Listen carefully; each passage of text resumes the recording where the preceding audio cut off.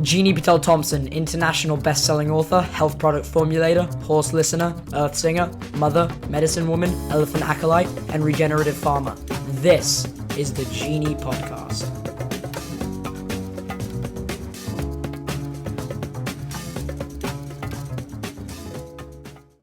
Welcome. Today we're talking with Oriane Lee Johnston, the author of this fabulous book, The Geography of Belonging. The cover, Oriane, is so beautiful. You almost want to have it out to look at it. You must have been very pleased when you saw this cover. It was quite a process, actually. I asked my Zimbabwean friend, who's a filmmaker and a graphic designer, to do the design. And when he said to me, if you ask me, you are asking me, the African, and you have to put aside your Western mind and your way of seeing things and trust me. Right. So that was a journey, I have to say. Yeah, I can imagine. It's very graphically unique, but I absolutely love it. Beautiful. So for those of you who don't know, do you want to give us a quick overview of Give us the cocktail party synopsis of what this book is about. Horses called me to Africa. I went there thinking I was just exploring the wilderness, and then I fell in love and returned and returned and returned. So the story weaves together my experiences of the blatant racial prejudice I found in post-colonial Africa, Southern Africa, which opened my eyes to what's going on here more clearly. I don't put that part in the book. So it's exploring the wilderness on horseback. And I have two missions. One of my missions, as is yours, is to educate people about the value of horses to humans beyond the normal or the traditional. So, that's the main thing that you and I share, is that awareness and that mission. And the second is that when I asked my Zimbabwean friends, most of the book takes place in Zimbabwe. My Africa journey began in Mozambique. When I asked them, what could I do as one foreign visitor? They said to a person, Shona, White, Tonga, and Ndebele, and they said, show the world, tell your friends, show the world what the news media does not, that our land and our country are beautiful, that we are happy despite, the trials and tribulations, and our culture is alive and vibrant. Wonderful. Well, I think you've really conveyed that admirably in the book. And one of the things that I was most impressed with is your honesty in the book. Like you're not just writing to tell the pretty story or the love or the stuff that puts you in the best light. Like you're very authentically honest with your own process, your own things that are happening and the people around you. And I think that's what makes this book kind of elevates it to the next level, because as I'm reading it, I have a trust in you, because you're not just talking about the stuff that is pretty and nice and puts you in the best light, like you're telling the full story. I just have to say, a hummingbird is right, just flew. Did you see it? I didn't. Anyway. That's a beautiful perception, Jeannie. Thank you very much. Well, I've read quite a few memoirs, and you can always tell when the person is whitewashing or sugarcoating. and then you're like, what's the point? Now I don't trust you, because you're not telling me the full story. And all of us who live life know it's messy. It's complicated. We're not sure. We have doubts. We're second guessing. And I love that you've put all this in the book with a rawness and just that ability and willingness to tell the whole story. And I think that takes it to the next level. It's really gratifying to know that you absolutely read into it in that way. And it was tough. And I worked hand in hand with an editor, and she's saying, you can't leave us out of that scene and go to the next. You have to take us right there. And I remember a time or two just starting to cry. And I can't do that. But there's, as you know, there's something so valuable in becoming more and more transparent. Yes. Mhm. Yeah. In being willing to have that vulnerability and honesty to tell all the sides and not worry about how it makes you look and that, oh, wow, I look really confused here. Guess what? I was, because life is confusing sometimes and life is messy sometimes. And that's what I really appreciate, especially in your relationship with us. Is it Stephen or Stefan? Stephen, yeah. Stephen, yeah, your relationship with him is, as someone who's lived on 4 different continents, and I was born in Kenya myself. Right. Yeah, lived there for 5 years and then got kicked out for political reasons. But I totally appreciated your reality of depicting what was happening between the 2 cultures. Right. And this attempt to kind of merge something that, you know, there couldn't be any more disparities on one level between you. And then, but at the soul level and the connection level, there was such truth and there was such a bonding and such a deep connection that really came through in the book. And so I love that's one of the themes that, well, possibly the main theme that is, I don't know if it's the main theme. I found you had several themes that you wove and you developed all of them really fully. And I really enjoyed that variety. And also your perceptions about how to even phrase it, the economic disparity, but also how, you know, that sounds like, oh, economic disparity. No, that is like a tree with 50 million mycorrhizal roots that pervade through everything. Mm-hmm. And are a part of everything. And then how do you dance with that, especially when you're the one who is in the more privileged position across the board, mm-hmm. except that you yourself are not, like you yourself are very, you know, just a real, and you know inside yourself that you're no different, but all of the perceptions and all of those roots and structures that thread through everything are designed to separate. Mm-hmm. And I love that you managed to portray that in all its complexity in the book. Beautiful. Well, I think you're a very perceptive reader. Reading is one of my favorite things. Okay. So I have a bunch of stuff marked in here that I want to, and I'm going to give the page number for everyone in case they already have the book or they want to get the book and follow along. So I just have some questions. I want you to expand on some things and maybe dive in a bit. On page 13, you say, and then I remember when I've made a life-size decision in the past, like leaving my marriage, usually there's a pushback. Something disturbing happens that on the surface says, you've made the wrong choice. But in my experience, it's usually a test of resolve. How committed are you to this choice? I love that because I think it's something that, again, like all of us who have done a lot of work on manifesting and holding intention and vision boarding and all these other things, right? This aspect of it is not talked about. Right. Because what's focused on is the intentioning and the magic and the flow and everything flows and everything comes. But when it's huge, as you said, there's always that pushback. There's a kickback mm-hmm. that happens. Do you have any sense of why that is? Why does the universe, why does it work that way? Such a good question. I have a response. Do you have a response?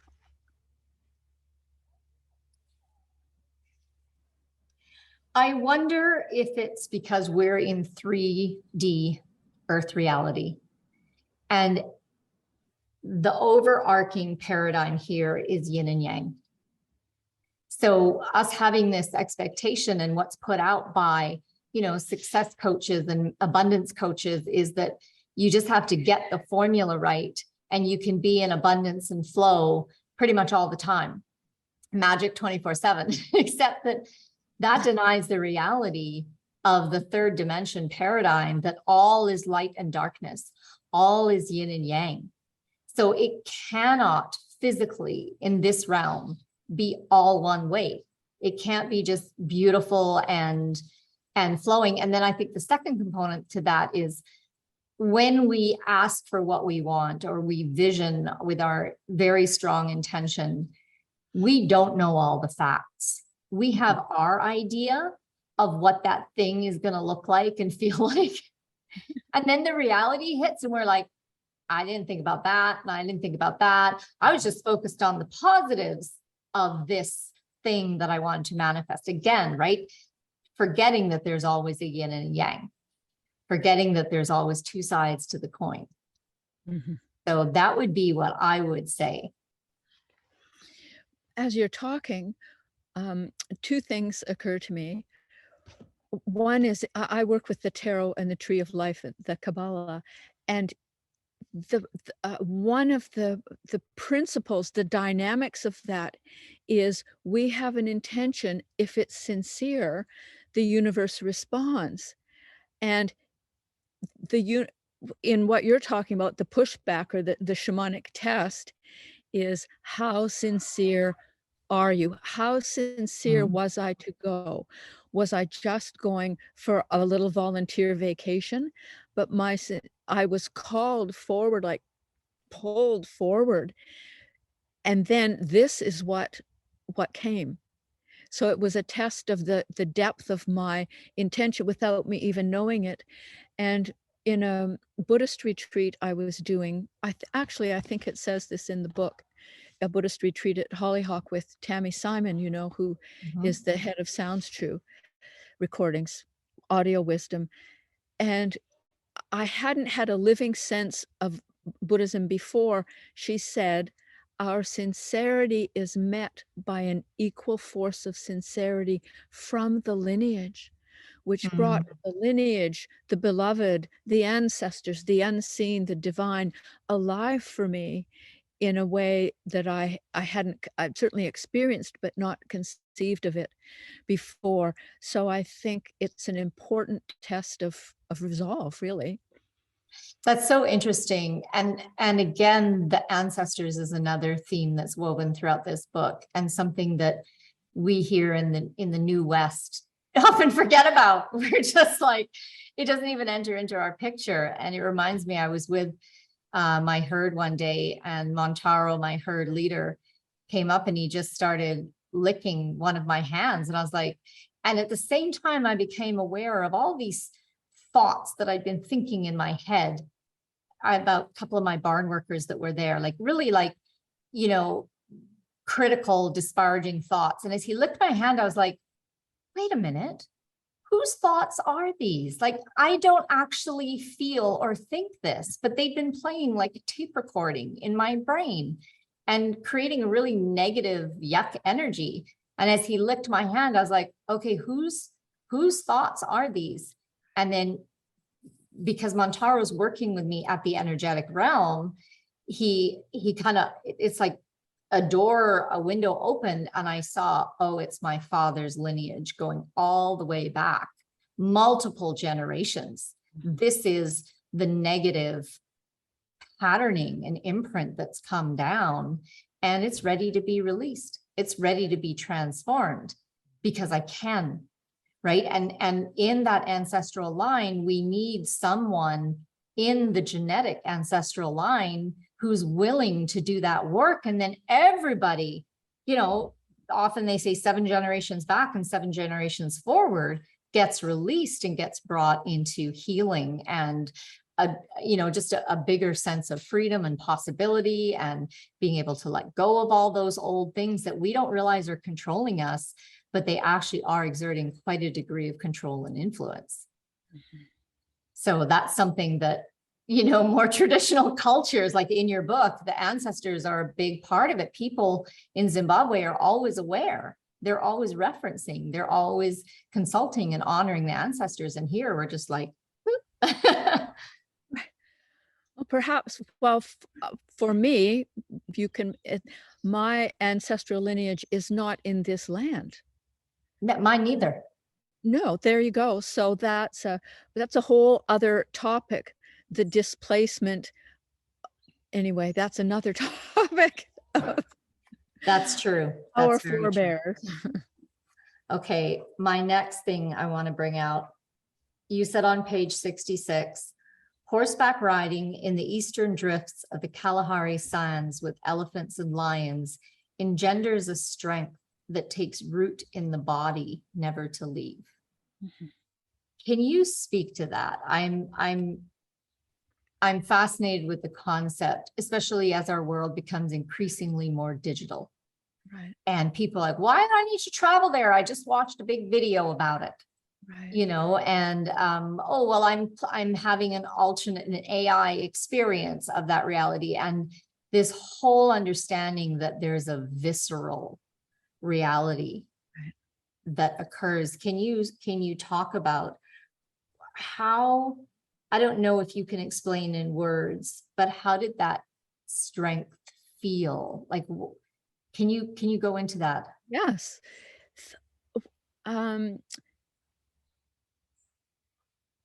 It brought me into a different perception of humans and nature. So now when I hear someone say, I need to connect with nature, as you know, we are nature. So all the separateness and the distinctions dissolve. Being there on a horse, and I'm aware of talking to you that a lot of the book is about riding, and that's not your approach. However, I took this somatic, visceral orientation because my own Tibetan Buddhist practice is a somatic practice, which you found in the book, and any kinds of therapy, counseling that I've ever done has always been through the body. So to be on the horse with that attunement, physical attunement, and then the horse's hoofs are on the earth, and then there's the elephant hoofs, and then, you know, perhaps you've been close to an elephant as well, being on foot, and an elephant comes close with a very experienced guide. And then the guide says, can you feel that? And then you feel it in your body, that energetic precedent, just like when we go to, you know, when we're bringing someone new in to meet the horses or the herd, and we do some energetic tuning in and have them approach the horse, feeling what happens in their body and when they come up against the energy bubble or field of the horse. So what happened for me was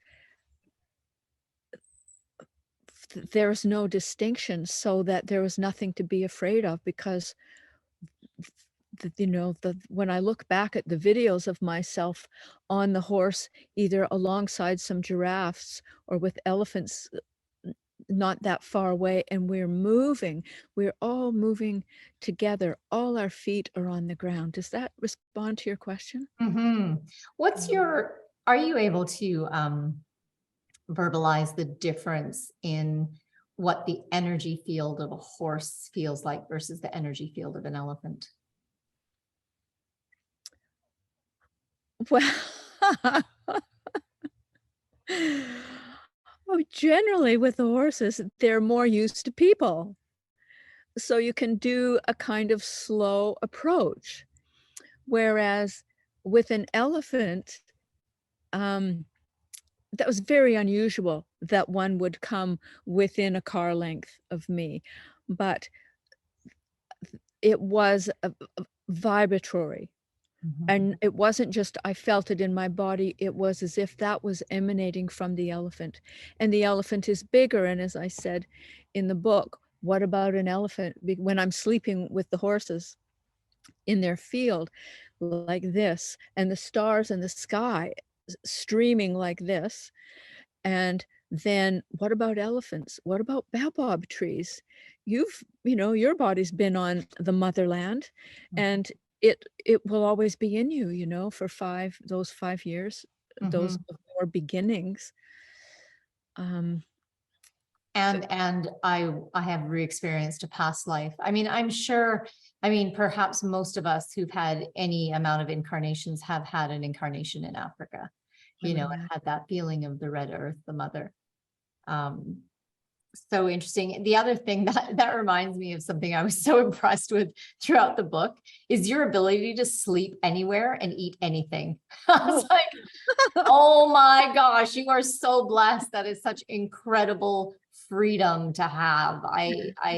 If I envy something, my husband's like that too. And all of my kids, thank God, they all got that from him. And I'm the only one who's like, I can't sleep. I'm not sleeping. And bizarrely for me too, it's like, if I try to sleep on the earth, there's no sleep happening for me because it's so busy. All the time. It's like, I can't get it to drop to the point where I can actually go to sleep until it's like 4 or 5 in the morning. And then finally, okay, now I can sleep. I understand that. I think I probably didn't sleep in the bush. We just go into a different state. That's, you're with that streaming, whatever buzz. And it didn't matter because you were getting so much prana or chi from. Exactly. That's it. Yeah. There you go. Yeah. So you're not going like, oh, I only got 3 hours sleep. I feel like an absolute, piece of crap. No, you're like, feeling okay. That's what's happened to me since I bought this 160-acre ranch. And I think the first, I don't even know how many visits, like 6 or 8, I barely slept, but I woke up ready to go and did a full day with no problem every single day.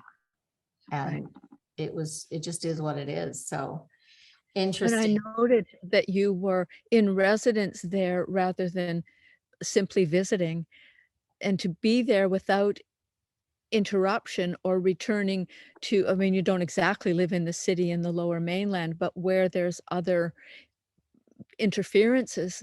I've just felt so happy for you. Yeah, it's such an interesting journey because, and again, that's where we're like, well, this is my dream and my vision. Okay, well, now you're in it. Oh, didn't think about that. Didn't realize that. And there's tests, like you said, there's pushback to say, really?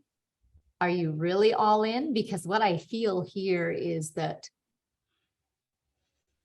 before the full potential of what's here is going to come forward, I need to be tested to see if I'm all in. Right. Because the other energies and beings don't want to engage at that level if I'm then going to do a runner, or if I'm going to be like, actually, I can't handle this. So I feel like there's a bit of a testing period to say, are you sure? Not to see if I'm good enough no, it's all about, is this actually what you want? And you're coming into a co-creative relationship. Yes. Yeah. With this. And are you willing to go through what you're going to need to go through to co-create at this level? Right. And remember, it was probably exactly a year ago that I was there for a week. We missed each other. And I had just left and the Coquihalla fell apart just as you were about to come. And the Coquihalla fell apart. That's right. Because my horses wouldn't get on the trailer because they were like, we don't need to be on the Coquihalla when the whole thing is collapsing. I remember that post that you did, and I felt so fortunate that I had had that week beforehand. Yes.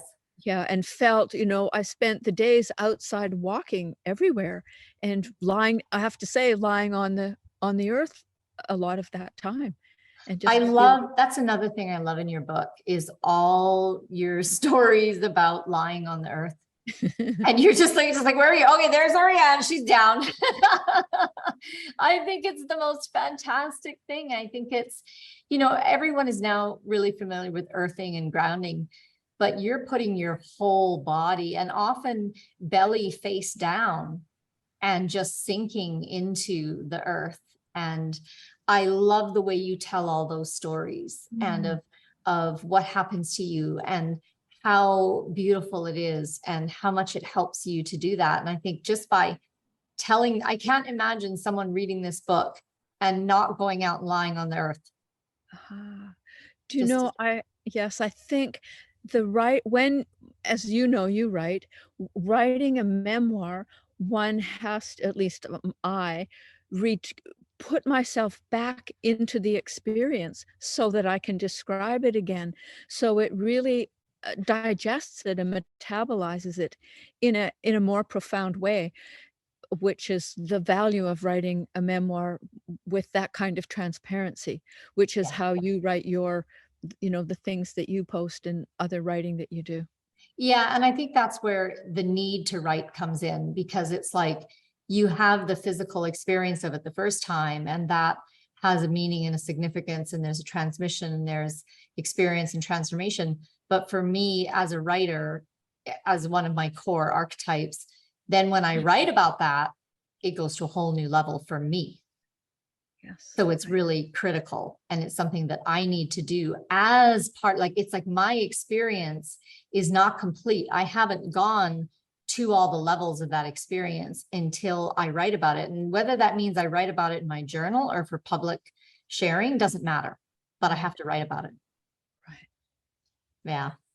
So this is a beautiful part here where you're with one of the horses. Kosun, is that how you say it? Kosun stands over me as she would a new foal, her horsey smell bringing me back from a fearfully imagined future. The dark feeling inside me evaporates, and my sense of self falls open like the petals of a blooming flower. She continues breathing into me, and I'm filled with a deep conviction to make life choices and decisions based on arriving at the end of my time on earth without regret. Mm-hmm. People ask me, what are your regrets? And I say, I have none. And they're astounded, because I think I've lived enough lifetimes, and I've re-experienced those lifetimes where I've seen myself hit similar blocks again and again. And like, I screwed it again. I didn't push through. Oh my God. And then I'm like, come back next lifetime, try again, hit the same place. Oh my God, I tanked again. And, so for me, for this lifetime, I'm like, I'm not tanking. I don't care what it costs me. I don't care how difficult it is. I am moving forward. And so I kind of came in with that sense and that directive for this incarnation. And so I literally have no regrets, because a mistake is a learning curve. And I wonder, how would our whole world be different if everyone had this view that now, did you have it before this experience with the horse? Did you have a sense of that before, or was this like a whole new aha moment for you that just came through really strongly? I had it before, and yet that experience with Kosun, which was here on Cortez Island where I am now, was it wasn't just a mind thought and an intention. It was, this is what it's like to be here in that way. And mostly it's about saying yes. So saying yes is a practice. I haven't regretted anything it's not like you say, yes, I'm going to do this, but where you feel the yes and you go rather than contract. Yes, exactly. And be willing. And I find a lot of times feeling that yes and going involves being willing to be wrong, to go, oh shit, screwed this one up, didn't realize it. This is what, and having, again, like seeing it as a learning curve, seeing it as part of the journey. We're back to the yin and yang. Life is not supposed to be positive and magical and rainbows all the time. And I call it the white picket fence syndrome. My mother promised me a white picket fence, a German Shepherd dog, 2 kids, and it hasn't. That would have been pretty limiting. One of the times where it was to say yes and rather than contract is to trust Stephen and go back to Zimbabwe. People said, well, what if this happens? Or what if he turns out to be whatever? Well, so what? To take I never think of it as taking a risk. I think of it as responding to the opportunity. That's beautiful. Yeah. That's beautiful. So that makes me want to jump ahead in the timeline a bit. For Stephen, I'm really curious. Why did you not try him coming to Canada or Cortes Island and seeing what that would be like to have him over here and to see how that rolled out? I have thought of that so often, and there's probably 2 or 3 ways to respond to that. Is in the initial times when we were most engaged, those years, I didn't have horses here, and I didn't live with horses. So, and I didn't want him to come over here with just nothing to do. And I think, to be perfectly honest with you, I needed some years of coming to a place where I accepted him as is in my life here, which would have been hard to do in those early years, for whether would he be accepted, how would he make out, because it's a very different experience. And as I said in the book, I wasn't interested in him just coming for a one-off visit. And I realized each time I would go that there wasn't enough common ground for us to make a whole life together. I will say that in 2020, when Omar and Raven became my horses in 2019, that's when I was in Africa. The call came, and I had to go into the wilderness and go, shall I do this? And the answer was yes, do it. But before the pandemic, we started the paperwork for him to come because I had horses. They were here where I live, and also here where I live, there's all sorts of other things that he could have done to help people, because he's a serving kind of person, from fences to teaching people to ride, helping me care for my horses. And so I realized it's not for me to say, no, this shouldn't happen, it's unrealistic. I need to put the ball in his court, or give it back to the unseen, the ancestors, and see if it's meant to happen. And so I sent him all the paperwork to an email address of someone he knows, because he doesn't email, or he doesn't even text. He sends WhatsApp voice messages. And so then I had an email from Janine Varden, who's in the book. It was Varden Safaris that allowed me all this adventure, saying, Stephen says you need a letter from us and that he's coming to visit. He'll need time off work. What do you need us to say? And I wrote her back and said, I need you to say he has a job. He has a leave for this amount of time. He has a family that he's responsible for, an elderly mother and grandchildren. And so his return, he's just coming as a visitor and is not going to turn around and try and, land once he gets here.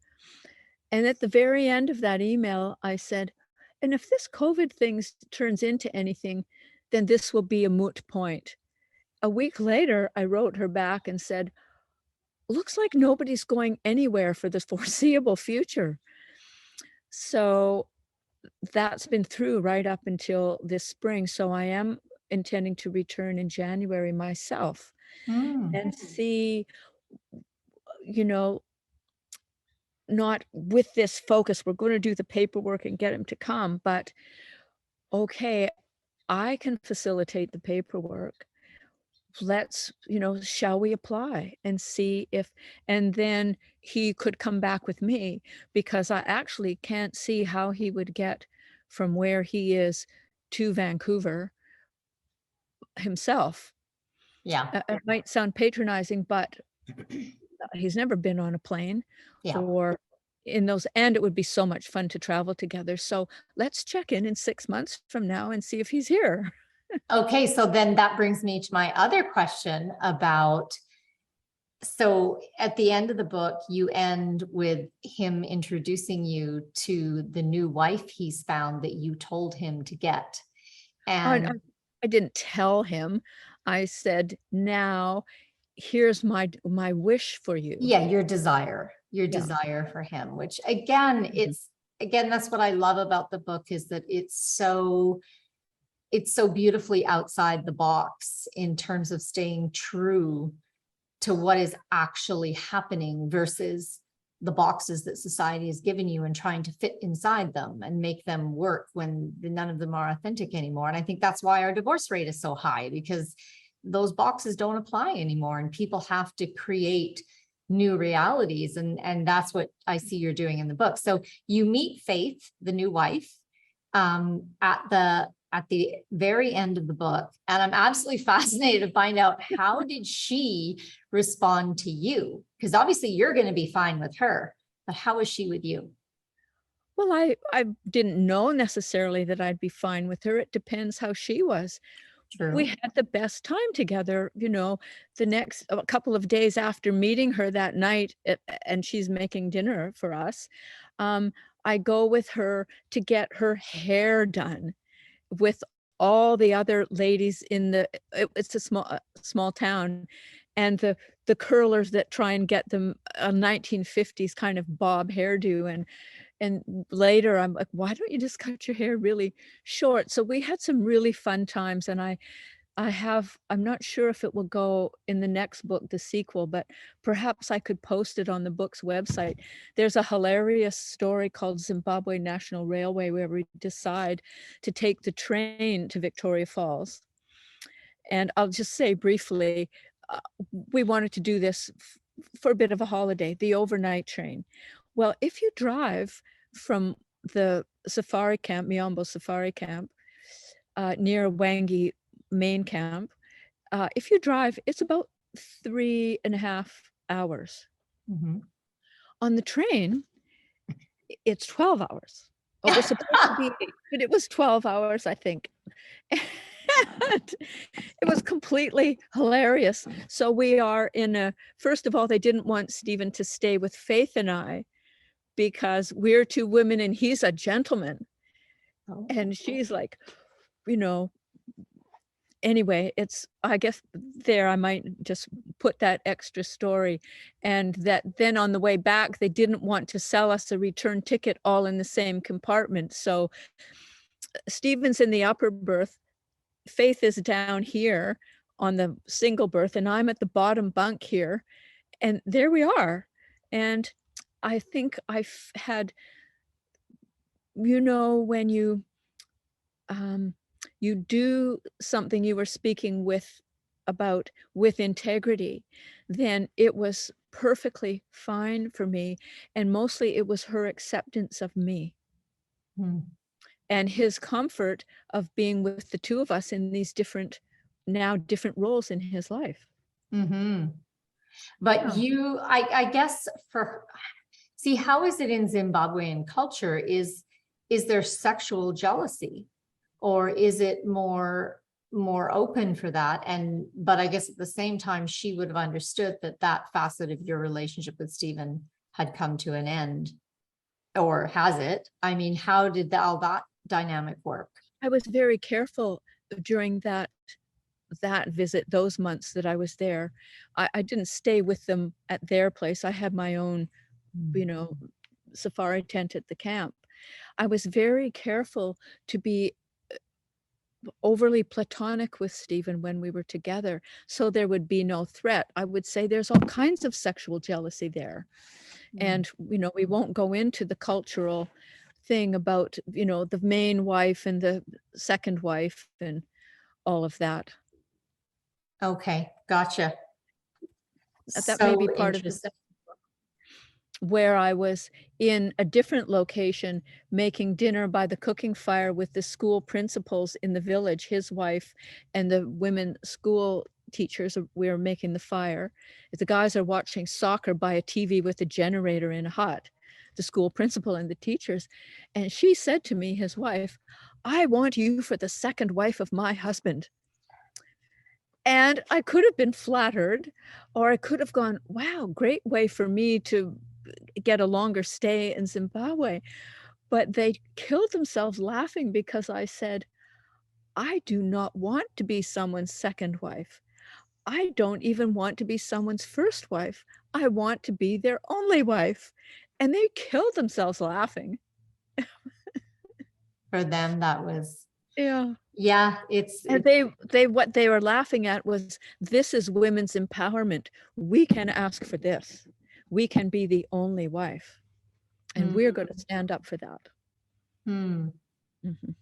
Interesting, because I automatically went to the point of, I mean, the reason for some women that I've talked to that they enjoy having other wives is the workload is so heavy.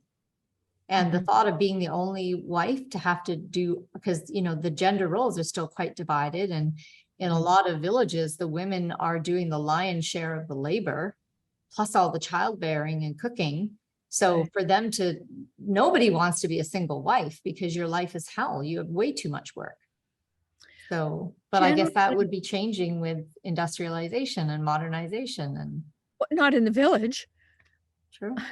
Although in Zimbabwe, the main wife, the first wife lives somewhere and the second wife lives somewhere else. So it's not sharing. Oh, interesting. See, that I did not know. Right. That's very interesting. And that's at all stratas of society. Huh. Wow.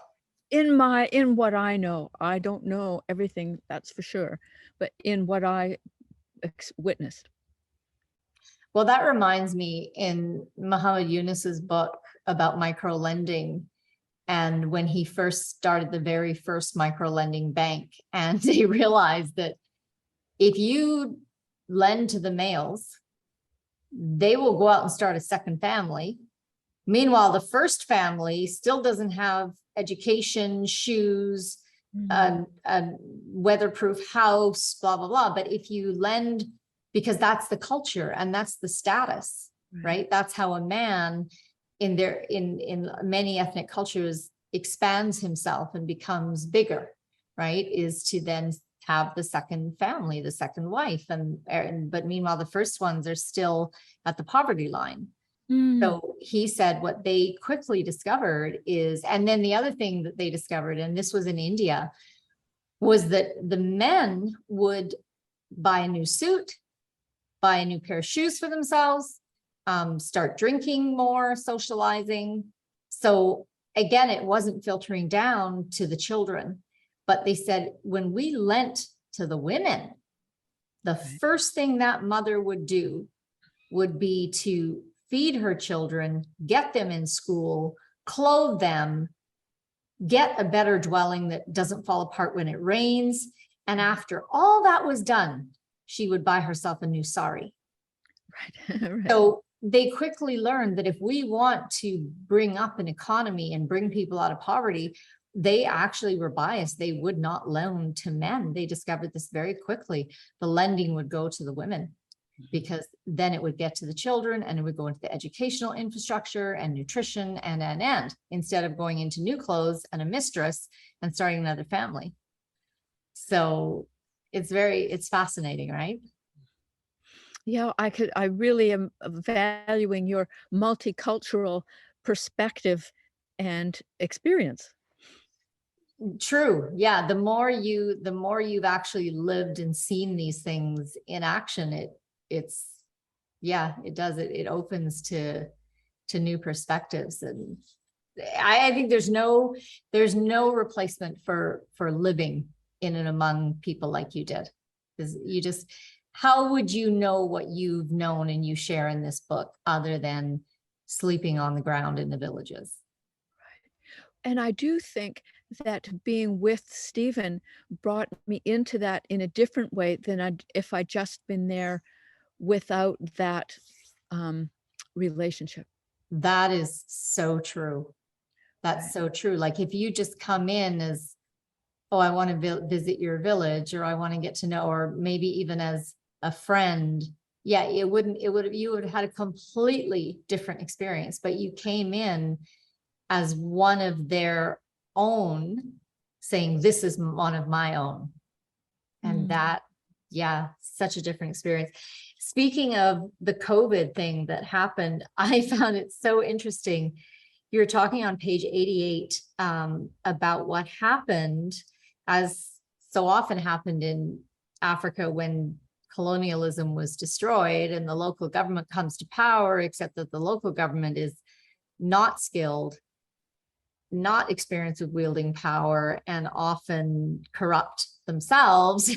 And then the economy is destroyed, and the people who are the foundations of the economy, whether it's good or bad that they're white or brown, they were the underpinning of the economy.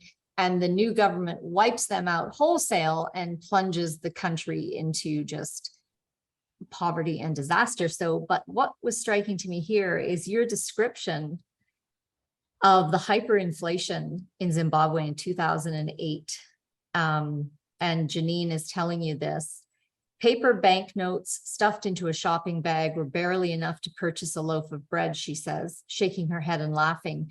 And even at that, shelves were mostly bare in the food shops, no petrol at the pumps, no wages paid, and erratic days-long electricity outages.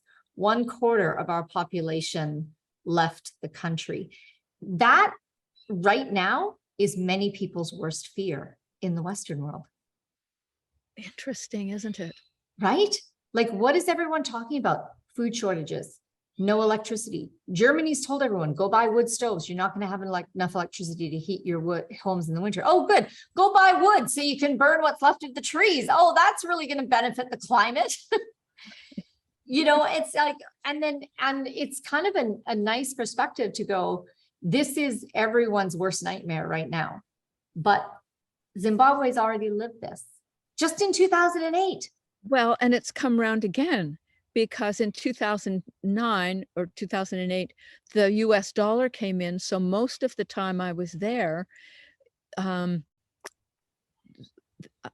currency was US dollars, but now it's gone back to hyperinflation. It's it's almost as dismal as it was then. And when I was researching the book, because as you know, when you're researching a book, there's so much more that goes into it that doesn't actually wind up on the page. But I found that the remittances from the Diaspora, which is money that Zimbabweans abroad send home to their families, is bigger than the gross national product of the country of Zimbabwe. Why does that not surprise me? Right. And I read that in my research, and then when I went back, maybe a year or two after this story ends, I thought, why are there all these new cars in Harare? Right. Because the relatives abroad are sending the money home. Yes. And I've read about how difficult that is for Zimbabweans abroad, whether they're in North America or the UK or Germany. The pressure and the sense of responsibility and the working 2 and 3 jobs to support the family back home. Yeah, and you kind of wonder that's so open to abuse of, okay, so now you have the family back home driving a new car. Meanwhile, the person in England is working 3 jobs. Like, this is like, what's wrong with this picture? Well, I don't know if I can't say that that's the direct correlate. True. But I think there's a pride element involved there. I know from the Filipino culture, where you have the Filipino women leaving to work as maids and housekeepers in other countries and earning at that rate, sending all the money home. The standard is the money they send home is used to purchase a family home on a piece of land, brand new appliances, just kind of raising that whole, basically middle-class standard of living. And so the person who's, working away isolated from all her family in whatever country she's in, whether it's Canada or Dubai or Singapore, takes a great pride in what she's building up for herself in her home country for when she returns. Right. And then she returns, and if she comes for visits, her status is greatly elevated, because in a village where everyone else is in poverty, her family has a brand new house with a washing machine. And so there's a payback on the other side too. So even though, you know, she's working in Singapore, living in an 8x10 closet, she's got a 4-bedroom home waiting for her in the Philippines. And when she retires, that's her legacy. So, you know, you kind of have to take both of them. Okay, I want to jump ahead to page 107. And you're talking with James about safari clients who are coming to experience what wild Africa has to give. He goes on to tell us about safari clients on riverbanks in the evening who confess an ineptitude for happiness and find their internal compass recalibrated by time in raw, unexpurgated nature. One client, now friend, returned to America and initiated a philanthropic foundation out of the compassion which seized her, deeply infiltrated her by sleeping on the earth and waking disarmed in this natural state. Some wilderness outfitters declare in their promotion, our safaris change lives. Not quite the truth for James, who offers integrity, not promises. Yes, it can happen, he says, but not as a marketing ploy. In the soft focus of firelight, a more apt tagline occurs to me. Our African safaris bring you to life, wildlife. That's what is happening to me from the inside out. Can you contrast what's different between that experience and all your experiences that you've had with horses in the transformative connection space?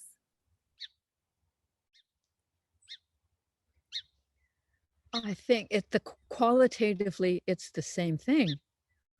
You have those experiences. The difference would be that I spent longer stretches of time in the wilderness in that state. Whereas with the horses here, say, then you'd have that experiences for a couple of hours, a day, a week, and then we'd be in life here again. So that was the difference. Same quality, but just sustained over a longer period of time, which then allows that disarming, that as you described it, to happen. When there isn't enough time, it doesn't happen. Or if it's just instantaneous, perhaps it could change someone's life. But as we were talking before about the body, it just infiltrates your cells in a way. And so I think the time spent in the wild is what is the difference. Is there a difference between the wild and then the domestication of horses? Because there you're with wild animals, and usually when you're with horses in Canada or wherever, you're with domesticated horses. Right. Well, when you're in the wild, there's a vigilance and a kind of hyper attentiveness that when I came back here, it just seemed so mundane. Although sometimes on Cortez, there'll be wolves or cougars, but without that alive potential where you need to be vigilant and just be very tuned in, which in my case, you trust the guides and the people that you're with. That would be the difference. So it's just a state to be in there. I can imagine. Kind of radically alive, because life is, it can be life or death. You know, if you come across the strewn open body of an antelope, and are there lions nearby here? Or, oops, behind that stand of trees over there, there's some Cape buffalo, and we need to retreat and not go close to them. So that's different than, I mean, I haven't spent time up where there's bears and you know, for extended periods of time. And even if I had, it would have been with guides as well. Yes. Well, and it's kind of ironic. You're going to a place where there's serious predators and you're riding a prey animal. Exactly. Here, let me ride a zebra into the lion pack. Right. So that whole proposition for me, I'm like, I'm not sure how I would feel about that. But like you said, you're going with guides. It seemed to me that they had, obviously through years and years, decades of experience, there's some rules that happen and some understanding. And as long as, you are aware of those and you kind of stick to them. Well, you can remind me if I included this in the book. I may have, when my son came, the year that he came, and we were at the Kapitops camp, and Douglas Chinamo's wife came walking through the bush, and she was pregnant, and she was with her sister who had twins. So each of them had a twin baby on their back, and they were barefoot. And they had just walked for 3 hours to come and say hello to Douglas. And so Devin, my son, who's, almost 6 feet tall, they stayed for, I don't know, probably a day or two. And he said, I'm going to let me walk back with them as far as I know the way. And then I'll just come back myself. And Douglas just looked at him and said, no. And Devin went, why not? There's a barefoot, pregnant, baby-carrying women, and I'm robust and everything. And Douglas just shook his head and said, yes, but you can't feel in your feet if there's an elephant off in the distance. You can't hear the change in the insects that they can hear that says something is happening. You just don't know how to walk in the bush. It has nothing to do with your, he didn't say perceived strength, but it was, I think that really shifted my son in a way that is still with him. Oh, that is not in the book, but it should be. That is it. That is everything. And several of your questions and your own stories remind me that just a while ago, I was speaking with a friend. She was one of the proofreaders for the book. And she said, were you aware that this is a story of women's empowerment?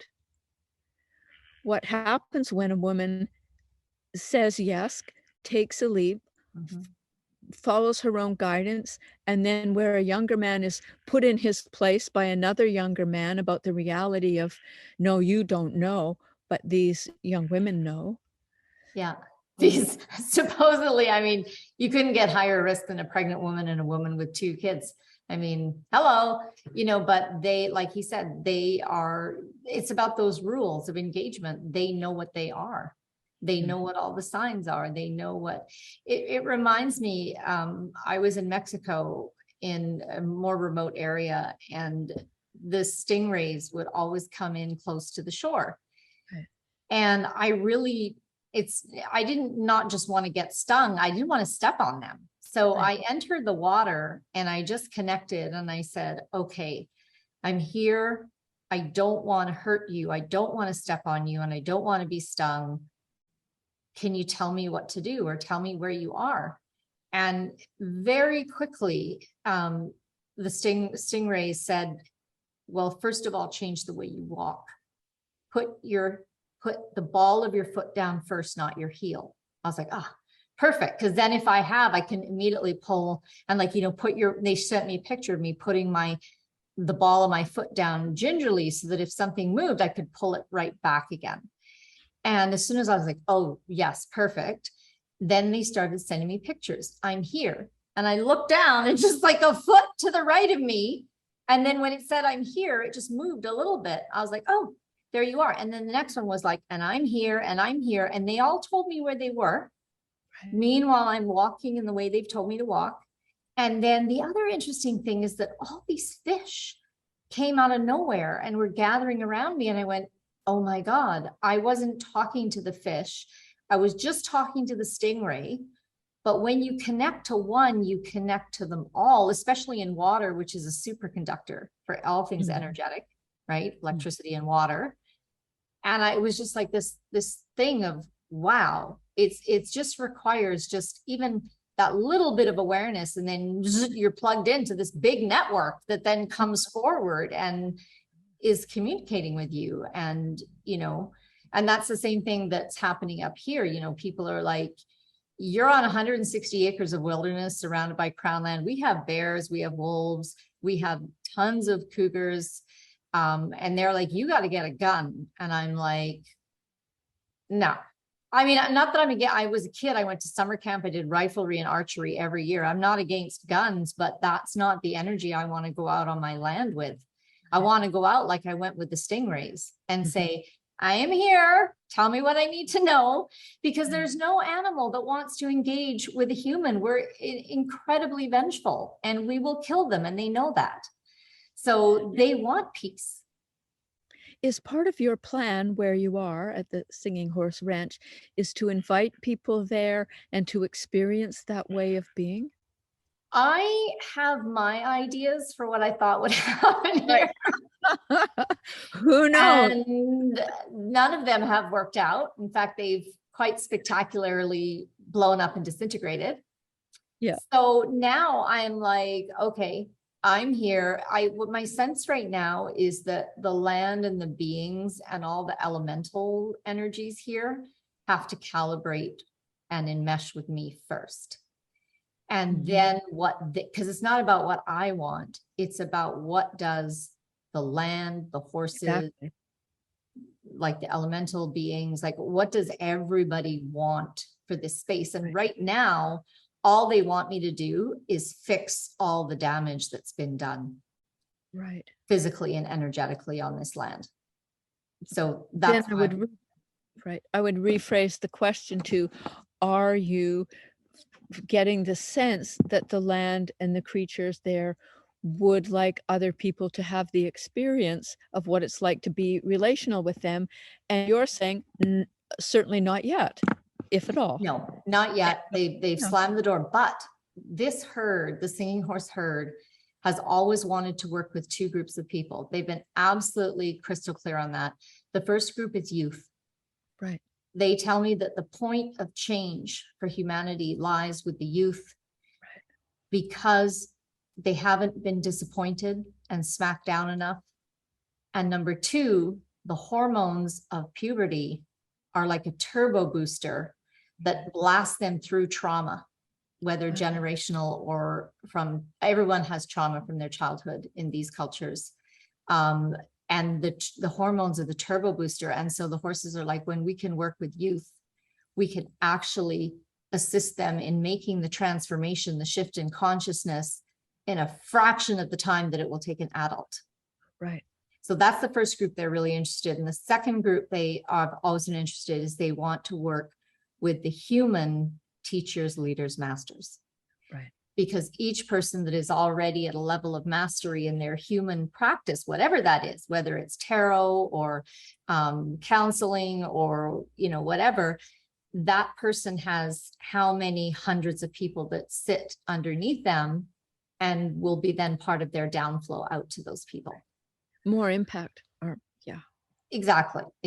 So those are the two groups that the horses have already shown me that and so then I think it's just a matter of, well, how is that going to take place? When, what form will it take? Right. And that's what I'm waiting for guidance on. Right. And also who is going to lead those? Because I know it's not me.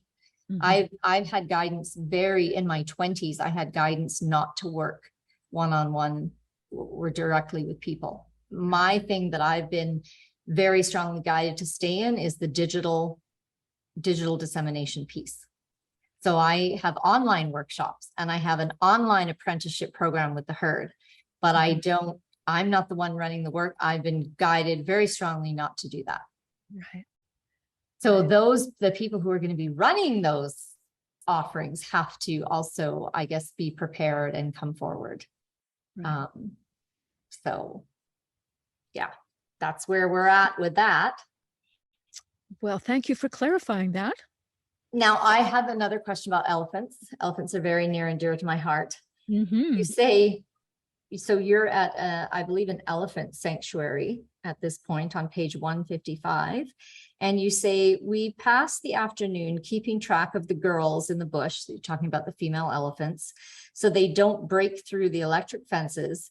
which they can cleverly do by putting a log or a big stick against the fence to lower it to the ground so they don't get shocked by the live wire as they walk over.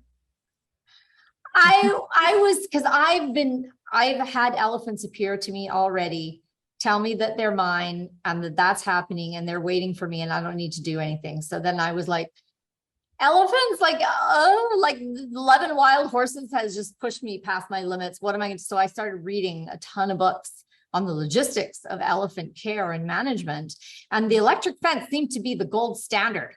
And like, this is the only thing other than like, and even if you've got the traditional boma with the huge timbers, you know, you still need electric fences backup. And then I read this and they're like, they figured it out. They figured out how to ground and disable the electric fence.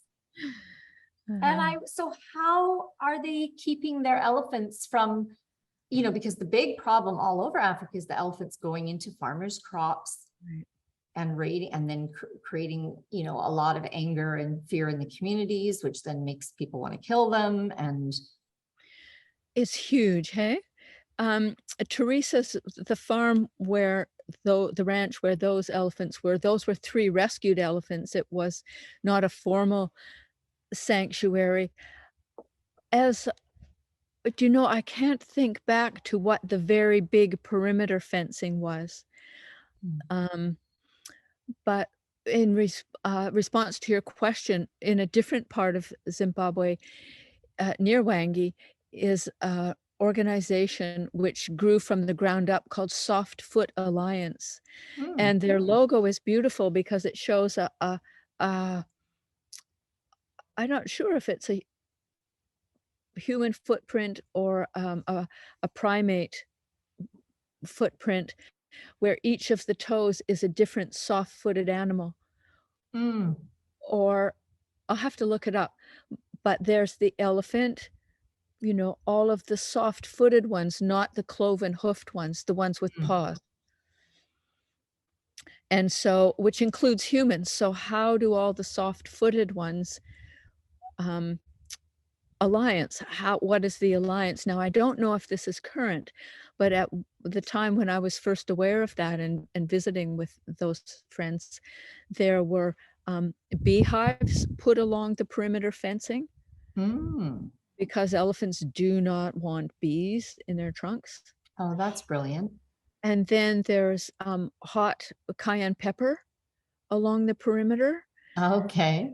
And I did an interview, I haven't yet put it somewhere, with a conservation officer, wildlife guide, who was part of training the guides. This was the last time I was there in the southern part of Wangi. And I interviewed him about the interface between the animals and the communities, and the lions that are going to attack the cattle, and then the village will want to kill the lions, or the elephants that would trample the crops. So there are ways, I can't speak to them just this minute, that people are working to bring an alliance of this sort. But it's huge. And I think I said at one point in the book, which we all know is the biggest thing, is there are more humans taking up more land. Yeah. That means less habitat for animals. Yes. And when I went one year to back to Mavuradana and rode into the wilderness with Douglas, and we're looking at these beautiful hillsides, gorgeous hillsides that were formerly grassland with forest on the top. And there were like little homesteads sprung up like mushrooms, like a hut, a imba, and then a corral for a few animals, the maize plot. And what happened? He said, well, the old ones are not dying off as they used to. And all the younger ones are getting married, and everyone wants their own homestead. So that's what's happening. It's just what's happening here in Canada, pretty much everywhere. There's more people than the land can support as it is. That's the thing. It's as things are, currently. Yes, that's a whole other topic. Yes. And I'm not going to get into it. I do want to touch really briefly, though, about you go into it, part of your decision making over how to use the money that you have, and gifting it or using it to help people. On page 271, you tell a story about Tafadzwa, my Zimbabwean musician friend in Canada, had counseled against a borehole and water pump because neighboring communities who didn't have one would come. First of all, there may not be enough water for all who wanted it, especially in the dry season, and it would put Stephen's family in the unfortunate position of having to keep watch on the borehole and turn people away, neither of which is desirable nor culturally acceptable. Secondly, that investment wouldn't generate any income from the family. For the family, water is not a commodity to be purchased in that setting. So Tafadzwa recommended I invest in something that would contribute to the livelihood of Stephen's family. I think that one example is so perfect for encapsulating the essence of the problem of foreign aid. Right? The lack of understanding of how everything works down to the minutia. And just giving or going, well, clean water, blah, blah, blah, blah, blah. And then now you've created a massive problem, and a lot of difficulty and a lot of strife. But if you, as you did, you were talking to people from the village who know all the people and asking them, what do I give? How should I give? Imagine if everybody did that. From foreign aid to NGOs to, and I know some of them do, but I love that story in the way it just really hard hitting, very specific way. Very specific, right? Yeah, that this is the big part of the problem with foreign aid and the way it's delivered and allocated and all the rest of it. So, and I love your story too about how you handled that whole thing about money and then gifting it and being willing to let it go, no matter if it was used well or. Right, a gift, you just let go of then what actually becomes of that gift. Yeah. Right. Yeah, exactly. Is there anything that, like, when someone reads this book, what's your heart's desire that you would, in a perfect world, if you could say, everyone who reads this book, this is what they're going to take, or this is what the book will help them or facilitate or open them to, for you, what would that be? It would be, I think it's in the section called the Spirit House, but I've since met other Spikiro. It would be that sense of no separation, no distinction. There's no them over there, those people over there, whether it's in our neighborhood or across the world. You know, as part of that story where a white person had communicated, well, they don't have the same sentiments that we do, was so shocking to me. So this story conveys that we're all in this human family. Yes, there are the what might be called evil people in the world. However, if we're practicing, compassion or intending to be aware, that's what this could be any one of us having this experience. I think that's why I wanted it to be so that people would read it and feel as if they were there with me. I think that's what I would hope, as if they are there with me. I think that comes through loud and strong. And I think everyone who reads this is going to have such a different understanding of everything involved, all the threads that are woven throughout your story. And you've described them in a way, like I said, with the authenticity necessary for us to feel that we were there and we had, some connection to all these experiences that are in here. And thank you so much for this beautiful gift, Oriane. And if anybody would like to learn more about Oriane, either her tarot or her books and her other books, you can go to OrianeLee.com. That's ORIANELEE.com. Thank you, Oriane, for sharing this wonderful time and this wonderful book with us. Thank you, JINI. I loved your questions and the way that you really, digested the story in the book. So it's very gratifying as a writer to have you as a reader and then to have the conversation. Thank you. Awesome. You're so welcome.